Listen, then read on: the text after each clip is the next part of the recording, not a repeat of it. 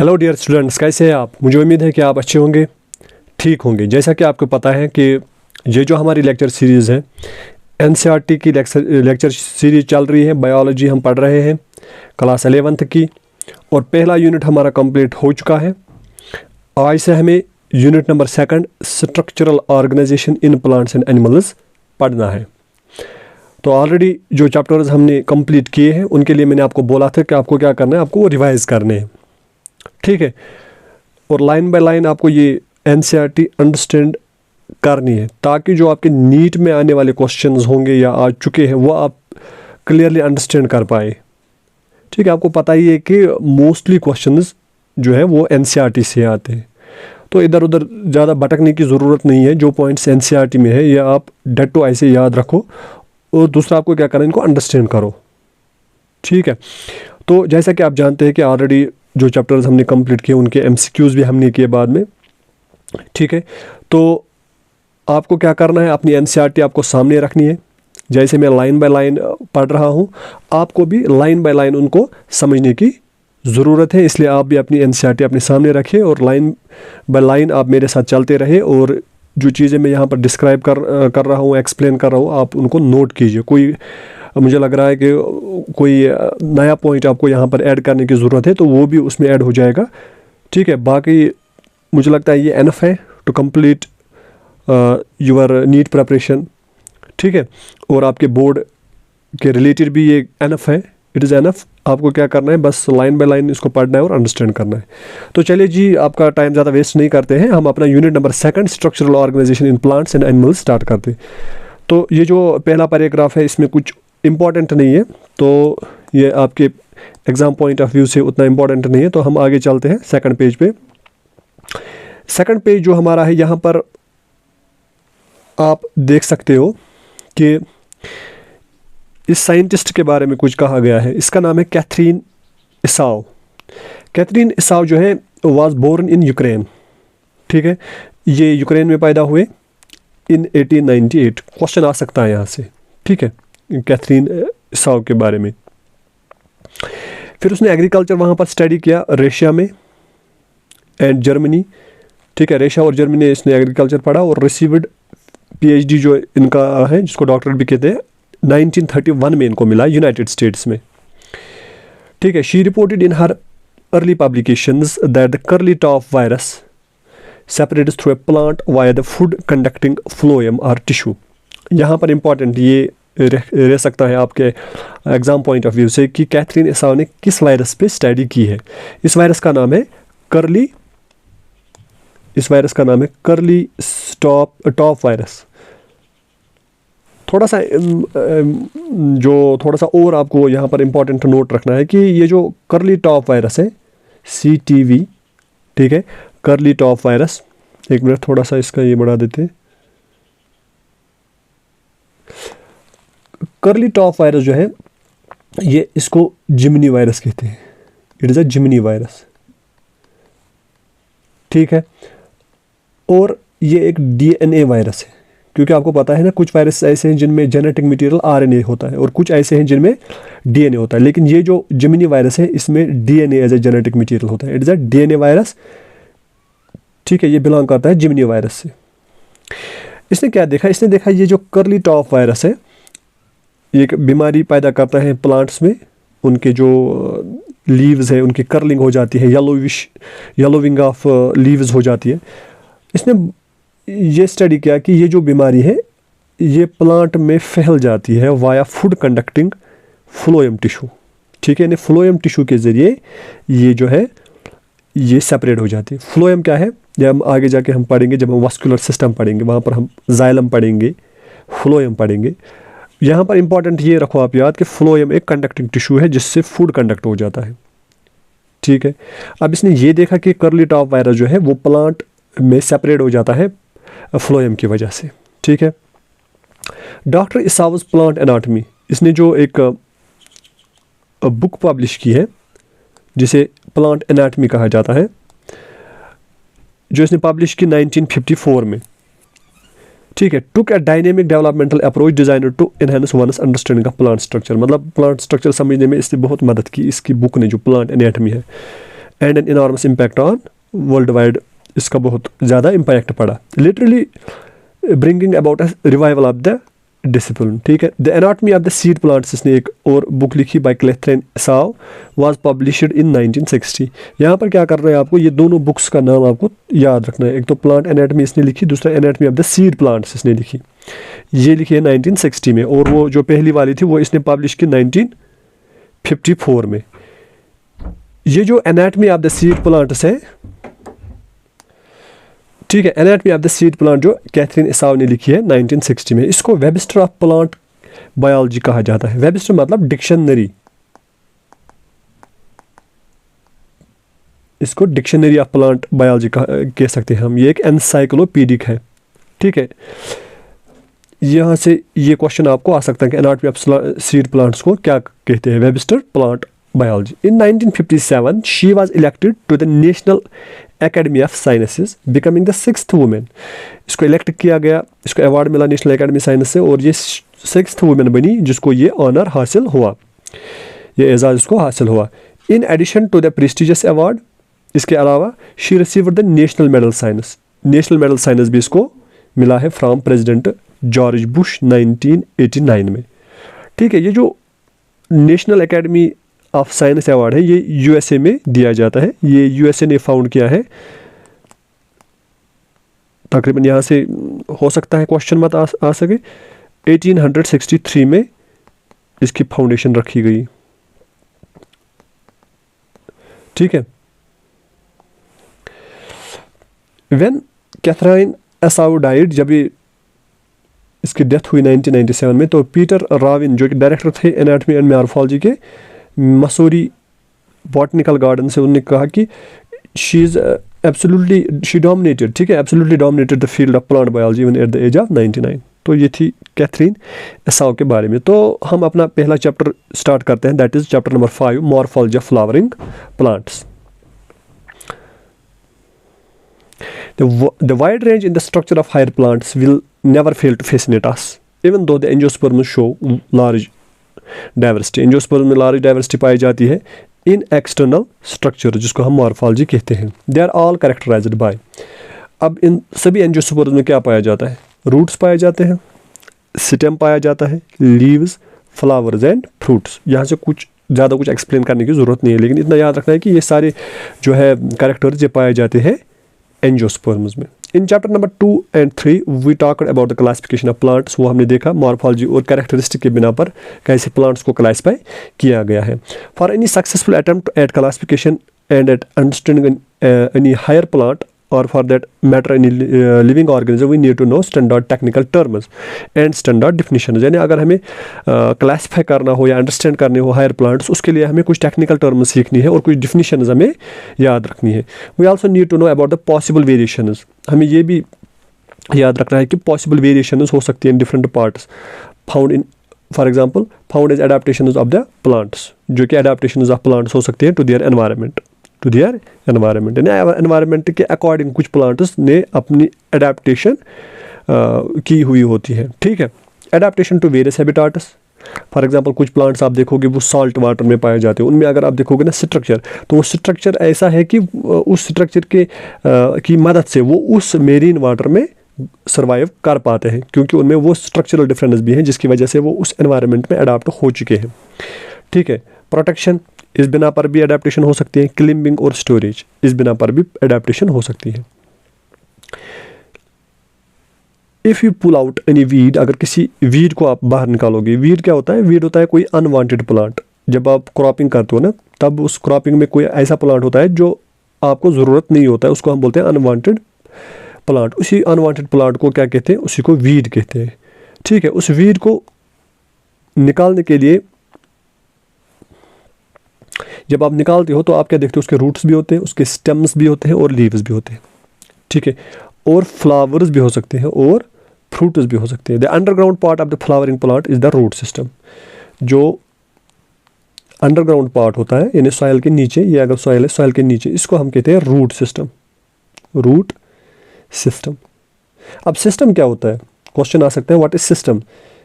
System हम कह सकते हैं group of organs, group of organs जो कोई पर्टिकुलर काम करते होंगे, group of organs doing a particular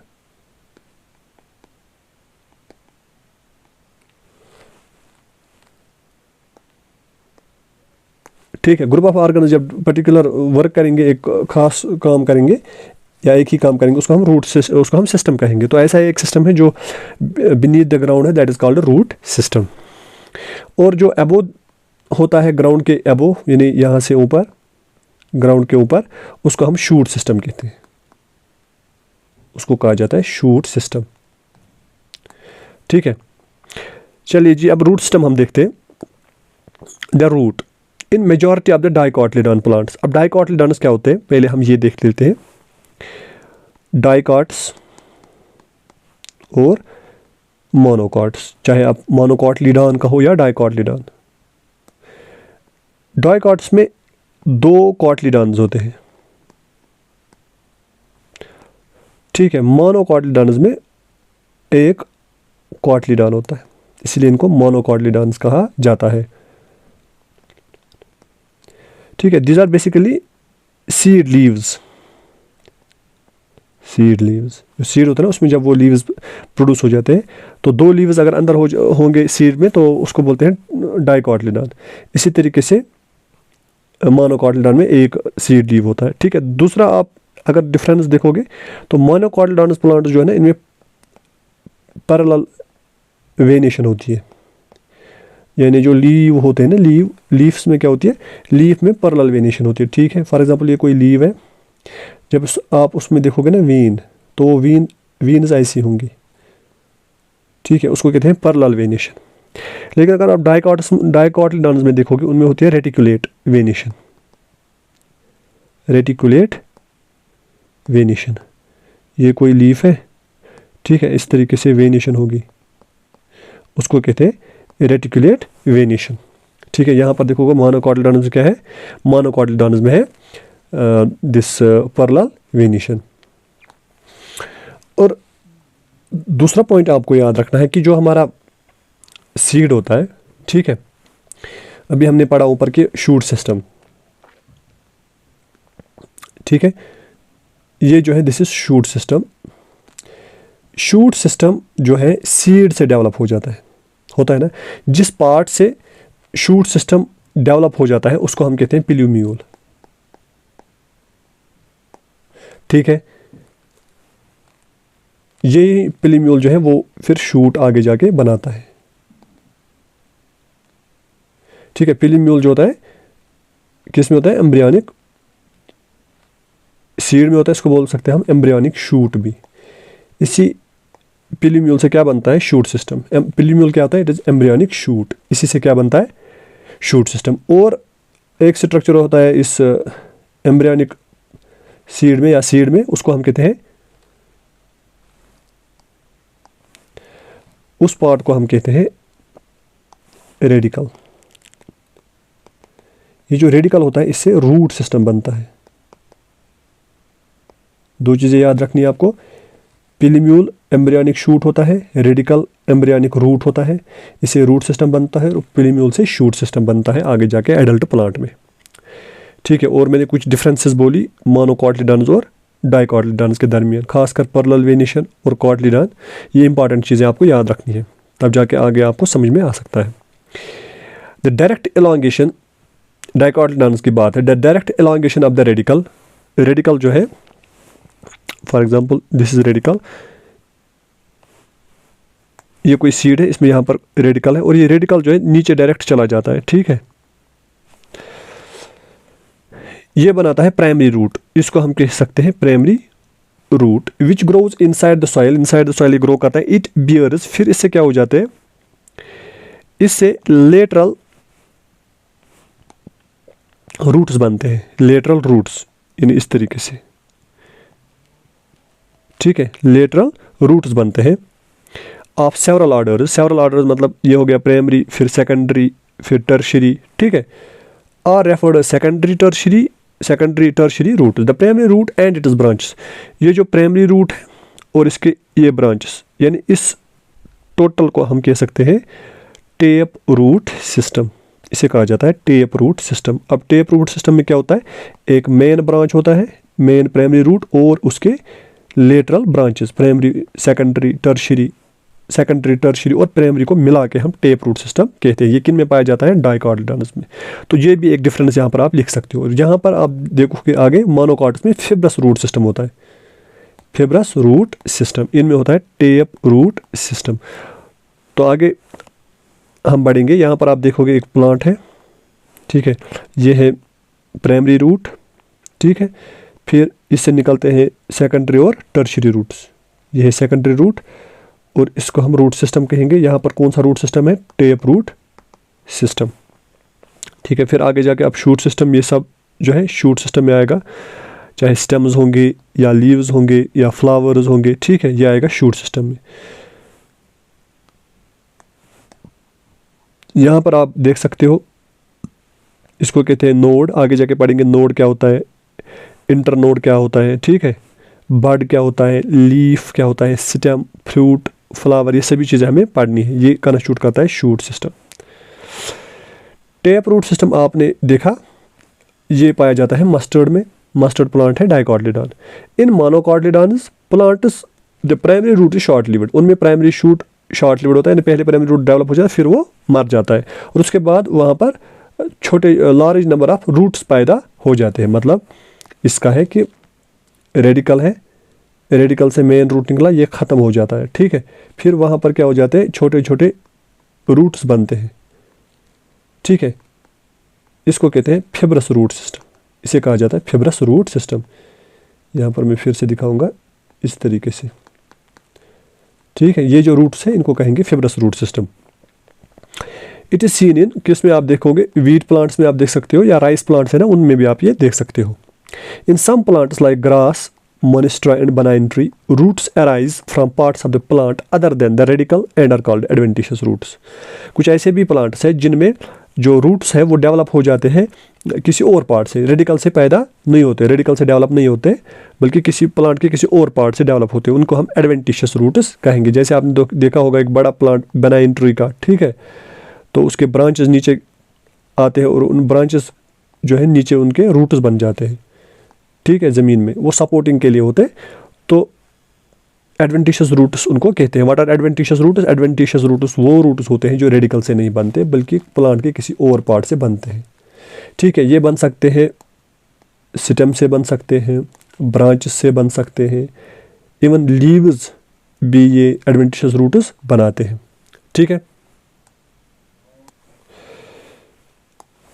the main function of the root system, जो रूट सिस्टम का मेन फंक्शन होता है that is absorption of water, क्योंकि नीचे इसको क्या करना है, रूट को प्लांट के लिए वाटर एब्जॉर्ब करना है, वाटर एब्जॉर्ब करना है, तो एब्जॉर्प्शन ऑफ वाटर के लिए इंपॉर्टेंट है। दूसरा मिनरल एब्जॉर्प्शन के लिए भी इंपॉर्टेंट है, ठीक है, मिनरल जो है वो एब्जॉर्ब कर रहे हैं ना प्लांट को, तो उसको एब्जॉर्ब करने के लिए रूट्स होते हैं। प्रोवाइड अ प्रॉपर एनकरेजिंग के लिए, जिससे प्लांट जो है बंद होगा ज़मीन में, सॉइल में बंद होता है, तो उसके लिए भी इम्पॉर्टेंट है। स्टोरिंग रिजर्व फूड मटेरियल, कुछ कहीं पर आप देखोगे रूट्स में फूड मटेरियल जो है वो रिजर्व होता है, यानी जमा हो जाता है, स्टोर हो जाता है, ठीक है। And synthesis of plant growth regulators, और कुछ ग्रोथ रेगुलेटर्स जिससे ग्रोथ जो है प्लांट की रेगुलेट हो जाती है, ग्रोथ के लिए इंपॉर्टेंट होते हैं। कुछ ऐसे प्लांट ग्रोथ रेगुलेटर्स जिनको हम प्लांट हार्मोन्स भी कहते हैं, plant hormones.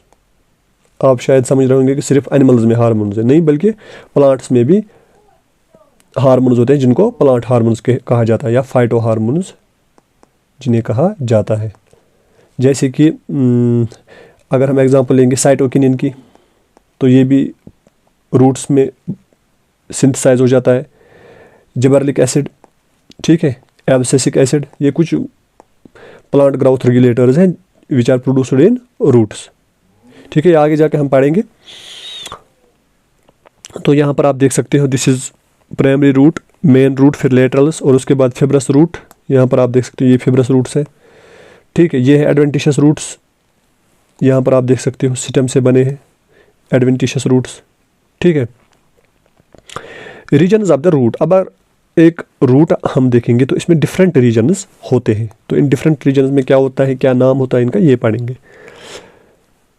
The root is covered at the apex by thimble like structure. Apex पे यानी टिप पे, यहाँ पर आप देख सकते हो, यहाँ पर जो है एक स्ट्रक्चर है जिसको रूट केप कहा जाता है। इसे क्या कहा जाता है, रूट केप। ये क्या करता है, इट प्रोटेक्ट्स, इसका काम है प्रोटेक्शन देना इस एपेक्स को, क्योंकि एपेक्स जो होता है ना, ये बहुत टेंडर होता है, ठीक है, नरम होता है, टूट सकता है, तो इसको प्रोटेक्शन के लिए वहाँ पर रूट केप होती है। It makes it's way through the soil, ठीक है, जब ये रूट एपेक्स बढ़ जाता है तो उसको वहाँ पर ये टूटे ना, उसके लिए रूट केप वहाँ पर होती है। फ्यू मिलीमीटर्स अबव, इसके ऊपर रूट केप के ऊपर होता है, रूट केप के ऊपर region of meristematic activity, region of meristematic activity, यानी ये वाला पार्ट। एक मिनट, इसको दूसरे कलर से हम हाईलाइट करते हैं।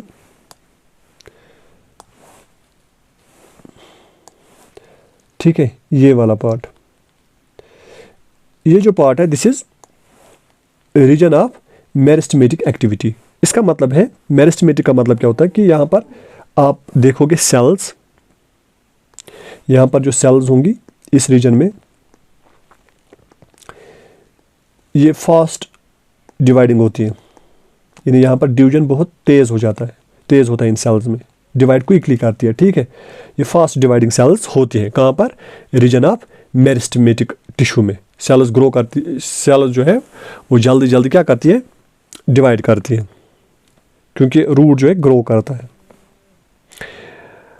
The cells of this region are very small, एक तो छोटी होती है, थिन वॉल्ड होती है, इनका जो सेल वाल होता है वो थिन होता है, एंड विद डेंस प्रोटोप्लाज्म। इसका मतलब है प्रोटोप्लाज्म होता है, ये सेल है, सेल के ये फॉर एग्जांपल न्यूक्लियस है, ये जो एरिया है इसको कहते हैं प्रोटोप्लाज्म, जैसे आप साइटोप्लाज्म भी कहते हैं, ठीक है।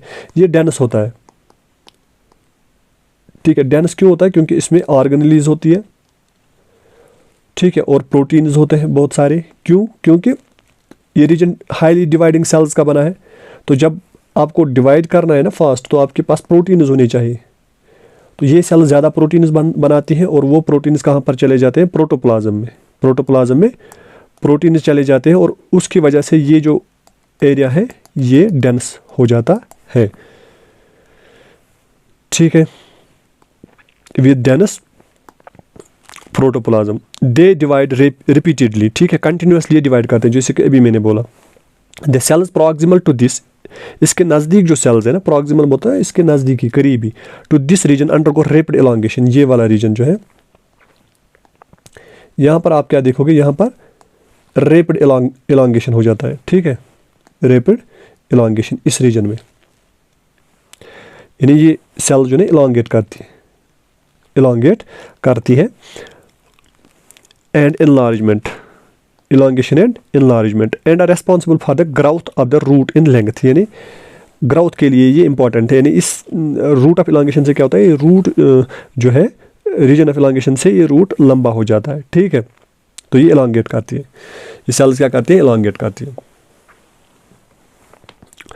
This region is called the region of elongation. The cells of the elongation zone gradually differentiate and mature. इसका मतलब है कि जो ये सेल्स है इसमें रीजन ऑफ एलोंगेशन में, वो धीरे धीरे, ठीक है, स्लोली डिफरेंशिएट हो जाती है, यानी स्लोली वो चेंज हो जाती है, ठीक है, एलोंगेटेड सेल्स में, and mature. Hence this zone proximal to region of elongation is called the region of maturation, ठीक है। This region is called the region of elongation. The cells of the elongation zone gradually differentiate and mature. Hence, this zone proximal to the region of elongation, यानी ये इसी की sales क्या होती है, region of elongation की sales differentiate हो जाती है और मेच्योर हो जाती है, और बाद में वो क्या बनाती है, वही सेल्स आगे जाके ये वाला रीजन जो है, ये वाला रीजन, ठीक है, इसको रीजन ऑफ मैच्योरेशन कहते हैं।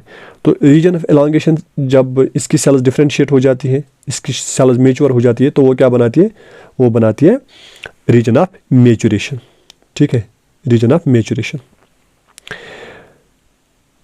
Hence, this zone proximal to the region of elongation is called the region of maturation. From this region, some of the epidermal cells form very fine and delicate. यहाँ पर क्या होता है, इस reason of maturation में ये जो epidermal cells है, एपिडर्मल सेल्स होती है जो आउटर सेल्स होती है, मतलब ये जो है ना हमारा रीजन ऑफ मैच्योरेशन। इसके जो आउटर सेल्स हैं, एपिडर्मल सेल्स हैं, वो क्या बनाती है, वो फाइन और डेलिकेट थ्रेड लाइक स्ट्रक्चर बनाती है जिसको रूट हेयर कहते हैं। यानी ये जो आप स्ट्रक्चर्स देख रहे हैं, दीज आर रूट हेयर्स। तो रूट हेयर्स किस जोन में बनते हैं, ये बनते हैं region of maturation. Exam point of view के लिए ये इंपॉर्टेंट है, ठीक है। रीजन ऑफ मैच्योरेशन से बनते हैं, और किस लेयर से, एपिडर्मल रीजन से ये रूट हेयर्स बनते हैं। अब ये क्या करते हैं, ये हेल्प करते हैं इन एब्जॉर्बिंग वाटर, ठीक है, और मिनरल्स को एब्जॉर्ब करने में। सॉइल से एब्जॉर्ब वाटर और मिनरल्स एब्जॉर्ब करने में ये इंपॉर्टेंट रोल प्ले करते हैं, ठीक है। उसके बाद है मॉडिफिकेशंस ऑफ रूट। अब रूट्स में कुछ मॉडिफिकेशंस होती है, कुछ चेंजेस होती है। रूट्स इन सम प्लांट्स जो है चेंज देयर शेप, वो अपनी शेप को चेंज करते हैं, and structure, and become modified, और फिर मॉडिफाई हो जाते हैं to perform functions other than absorption and conduction of water and minerals. यानी कुछ ऐसे भी रूट्स हैं जो मॉडिफाई हो जाते हैं, उनका शेप चेंज हो जाता है, उनका स्ट्रक्चर चेंज हो जाता है, ठीक है। वो एब्जॉर्प्शन, अब उनको क्या करना था, absorption of water and minerals, लेकिन इसके अलावा वो कुछ और काम करते हैं। They are modified for support of storage of food, ठीक है, फूड स्टोरेज करते हैं और रेस्पिरेशन करते हैं। 5.4 और 5.5 में दिखाया गया है, यहाँ पर आप देख सकते हो। ये है मॉडिफाइड रूट, ये भी है मॉडिफाइड रूट, ठीक है, जो स्टोरेज के लिए इंपॉर्टेंट है। और यहाँ पर आप देख सकते हो ये भी रूट्स है, नेमेटोफोर इन रिजोपोरा, ये रेस्पिरेशन के लिए इंपॉर्टेंट है।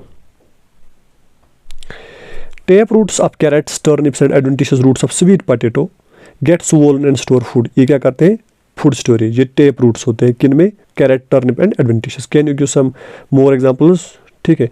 These are called, have you ever wondered those hanging structures जो बनैन ट्री को क्या करते हैं, support, these are called prop roots, उनको प्रॉप रूट्स कहते हैं। Similarly stems of maize and sugarcane have supporting roots, उनके भी सपोर्टिंग रूट्स होते हैं मेज और शुगर केन में। Coming out of the lower nodes, वो लवर नोड से बनते हैं of the stem, these are called stilt roots, उनको स्टिल्ट रूट्स कहा जाता है। In some plants such as Rhizophora growing in, जो कि स्वैम्पी एरियाज में, स्वैम्पी हो गया वो एरिया जो मार्शी लैंड होगा, जहाँ पानी थोड़ा सा होता है, वहाँ पर उनको आयर थोड़ा सा कम मिलता है, कार्बन डाइऑक्साइड, तो वहाँ पर रहिजोफोरा में नेमेटोफोर सॉइल के ऊपर आते हैं, इस तरीके से सॉइल के ऊपर आ जाते हैं, फिर रेस्पिरेशन में हेल्प करते हैं। They help to get oxygen for respiration, respiration के लिए ये इंपॉर्टेंट है, ठीक है। अब हम देखते हैं स्टेम, ठीक है। What are the features that distinguishes a stem from a root? The stem is the ascending part. ये ascending part होता है, यानी ऊपर की तरफ आता है ज़मीन से। For the axis bearing branches, इस पे branches होते हैं, leaves होते हैं, flowers and fruits होते हैं।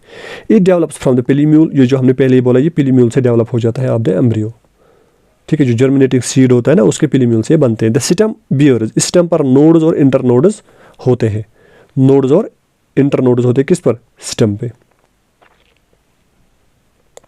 यहाँ पर आप देख सकते हो, एक मिनट,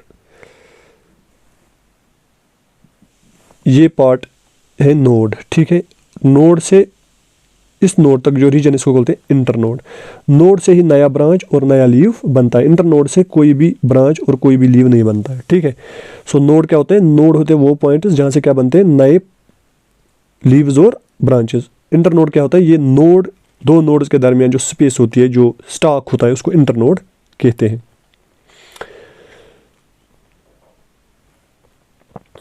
ठीक है। The region of the stem where leaves are borne are called nodes, जहाँ से लीव्स बनते हैं उसको नोड कहते हैं, या जहाँ से ब्रांचेस बनते हैं। Where internodes are the portions between two nodes. The stems bear buds, stems पर बड्स होते हैं, ठीक है। बड्स क्या होते हैं, पहले हमें ये देखना होगा कि बड्स क्या होते हैं। बड्स जो होते हैं ये वो छोटे छोटे ऐसे स्ट्रक्चर्स, ठीक है, इनको हम कॉम्पैक्ट स्ट्रक्चर्स भी बोल सकते हैं, कॉम्पैक्ट स्ट्रक्चर्स कहते हैं, ठीक है। इन बड्स में क्या होते हैं, हाईली डिवाइडिंग सेल्स होती हैं, जिनको हम मेरिस्टेमेटिक सेल्स भी कहते हैं, मेरिस्टेमेटिक टिश्यू भी कह सकते हैं, ठीक है, इन्हें जो बर्ड्स होते हैं इनमें क्या होते हैं, रिपीटेडली डिवाइडिंग सेल्स। ठीक है, यहीं से इन्हीं बर्ड से नए शूट्स या लीव्स बनते हैं। ठीक है यहाँ तक। और एक पॉइंट आपको याद रखना है कि बर्ड्स जो है इनके डिफरेंट टाइप्स हैं, इनके कुछ डिफरेंट टाइप्स होते हैं। एक तो होता है टर्मिनल बर्ड्स, ठीक है, ये आपको याद रखना है। दूसरा होता है ऑक्सिलरी बर्ड और तीसरा होता है फ्लोरल बर्ड।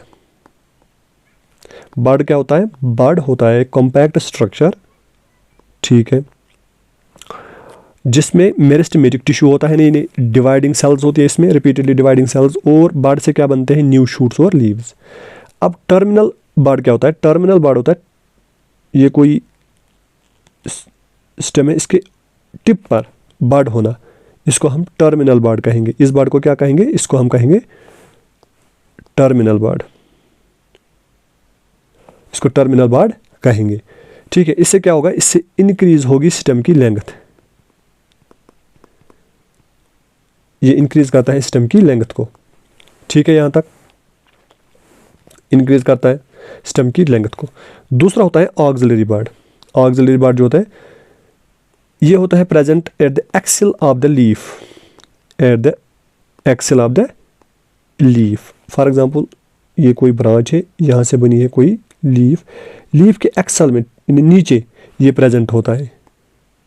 ठीक है, एक्सिल ऑफ द लीफ ये प्रेजेंट होता है, यानी बिटवीन, आप कह सकते हैं बिटवीन लीफ एंड स्टेम। ये स्टेम है हमारा, ठीक है, ये स्टेम है और ये लीफ है, और इसके दरमियान यहाँ पर आप देखोगे क्या, दरमियान में एक्सिलरी बर्ड है। ठीक है, इससे क्या बनते हैं, इससे बनते हैं ब्रांचेस। इससे क्या बनते हैं, इससे बनते हैं ब्रांचेस। और क्या बन सकते हैं, फ्लावर्स। ठीक है, ये हो गया ऑक्सिलरी बर्ड। उसके बाद है floral bird. What is floral bird, floral bird वो बर्ड होता है जो डेवलप हो जाता है इनटू फ्लावर, यहाँ से फ्लावर आगे जाके बनता है। ठीक है, ये पॉइंट्स आपको याद रखने। क्या क्या पढ़ा हमने, हमने पढ़ा बर्ड। बर्ड क्या होता है, ये कॉम्पैक्ट स्ट्रक्चर होता है जिसमें मेरिस्टेमेटिक टिश्यू प्रेजेंट होता है, यहाँ से न्यू शूट्स, लीव्स और आप कह सकते हैं फ्लावर्स बनते हैं। इनके बर्ड्स के 3 टाइप्स हैं, कौन कौन से, एक तो हो गया टर्मिनल बर्ड, दूसरा हो गया ऑक्सिलरी बर्ड और फ्लोरल बर्ड। टर्मिनल बर्ड क्या होता है, जो टिप पर होगा, एपेक्स पे होगा शूट के, और इससे क्या होता है, इंक्रीज लेंथ हो जाती है शूट की। ऑक्सिलरी बर्ड कहाँ पर होता है, लीफ और स्टेम के दरमियान, इससे ब्रांच और फ्लावर्स बनते हैं। फ्लोरल बर्ड क्या होता है, इससे फ्लावर्स बनते हैं, इसलिए इसको फ्लोरल बर्ड कहा जाता है।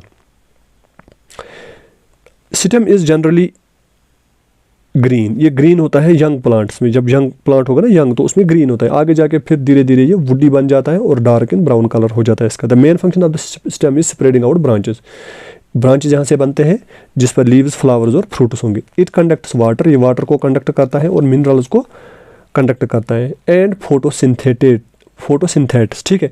अब ये फोटोसिंथेटिस क्या होते हैं, आपको पता है प्लांट क्या होता है, फोटोसिंथेटिक होता है ना, फोटोसिंथेटिक यानी फोटोसिंथेसिस करता है। ऑटोट्रॉफ है ना प्लांट, खुद अपना फूड बनाता है, तो ये फोटोसिंथेसिस करता है। जब फोटोसिंथेसिस करता है तो अपना फूड बनाता है, अपना फूड।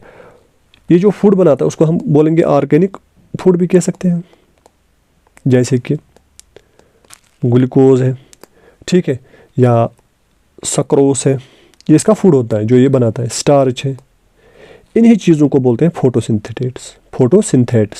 फोटोसिंथेटिस वो ऑर्गेनिक फूड होता है जो एक प्लांट बनाता है फोटोसिंथेसिस के जरिए,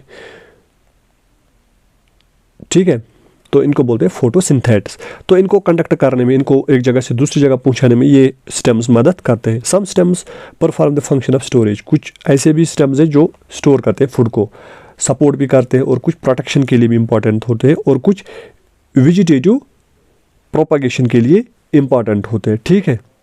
फॉर एग्जांपल रहिजोम या आइज ऑफ पोटैटो, ठीक है ना, बनते हैं ना उनसे नए नए फिर पोटैटोज, तो वो वेजिटेटिव पार्ट होते हैं। वो क्या होते हैं? Vegetative part. तो आज हम यहाँ तक पढ़ेंगे, कल यहाँ से आगे जो हमारा नेक्स्ट लेक्चर रहेगा वो यहाँ से आगे होगा, ठीक है। यहाँ तक आपको क्या करना है, ये पॉइंट्स नोट डाउन करने हैं, इसके अलावा आपको पढ़ने की ज़रूरत नहीं है। बस आप ये चीज़ें अगर याद रखोगे ना, तो मेरा आपसे वादा है कि आप नीट जो है ना ईजिली क्रैक कर सकते हो। मैं अपनी बायोलॉजी की बात करूँगा, बायोलॉजी में आपको कहीं भी कन्फ्यूजन नहीं रहेगा। आपको क्या करना है, बस रिवाइज करना है, साथ साथ और पढ़ना है। किसी भी लेक्चर को आपको मिस नहीं करना है, क्योंकि जब आप पिछला लेक्चर देखोगे वो बेस बनेगी आपको आगे वाले लेक्चर में, ठीक है। इसलिए पहले जितने भी लेक्चर्स अपलोड हुए उनको पहले आप गौर से देखो, उनको पढ़ो, उनको रिवाइज करो, फिर नए नए लेक्चर जो है आप देखो। और दूसरा पॉइंट, आप इधर उधर आपको भटकने की ज़रूरत नहीं है। मीन्स आज आप मेरी चैनल देख रहे हो, यहाँ पर लेक्चर्स अपलोड मैं कर रहा हूँ, ठीक है। फिर आप किसी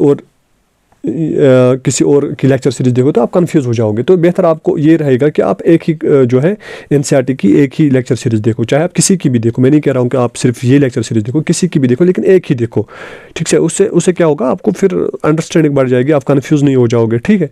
आप डीमोटिवेट नहीं हो जाओगे, कंटिन्यूसली आप चलते बनोगे और कंसिस्टेंसी आपको रखनी है।